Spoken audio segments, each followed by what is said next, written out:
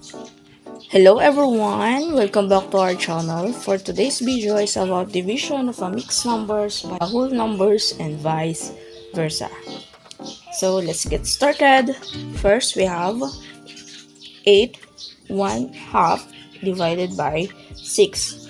Okay, so to divide a mixed number by a whole number, let us follow these steps. Step 1. Rename the mixed number as an improper fraction.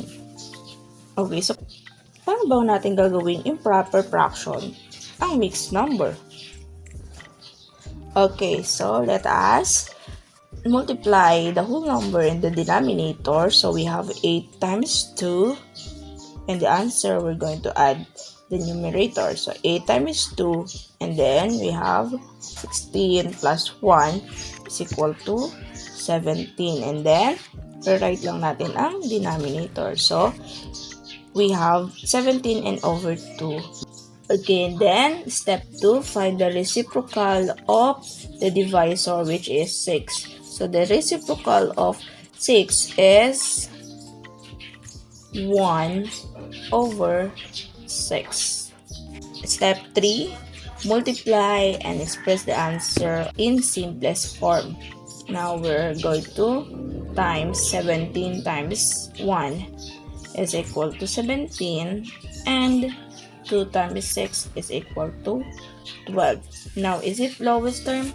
No, dahil improper fraction siya, gagawin natin a mixed number. So, paano naman yun? I-divide natin si 17 kay 12. So, ilang 12 meron si 17?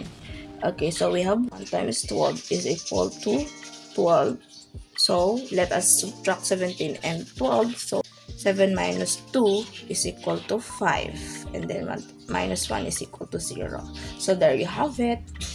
Now, itong sagot natin sa taas, magre-reflect siya as a whole number. And then, itong nasa baba, yung ating numerator and our denominator is 12. Now, from improper fraction to mixed number.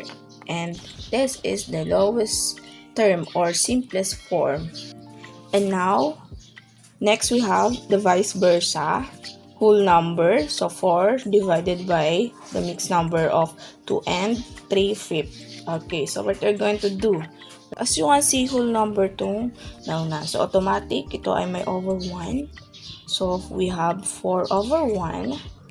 And kunin natin ang reciprocal nitong mixed number. Pero bago yan, gawin natin muna siyang improper fraction. So, paano yun? Times natin si 2 and 5.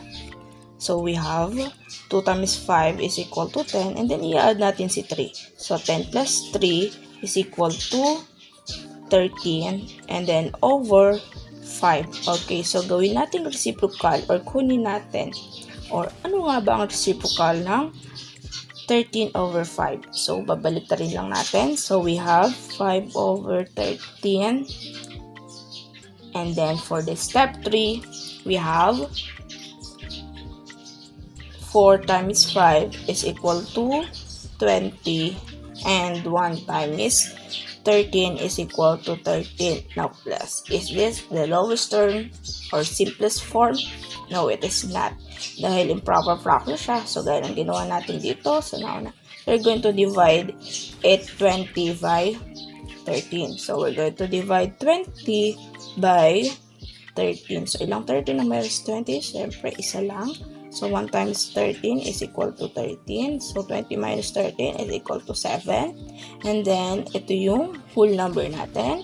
So, 1 and the numerator natin is 7 and the denominator is 13. So, this is the simplest form or lowest term.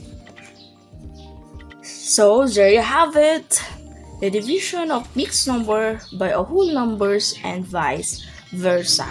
Thanks for watching, and don't forget to like, follow, and subscribe for more math videos. See ya!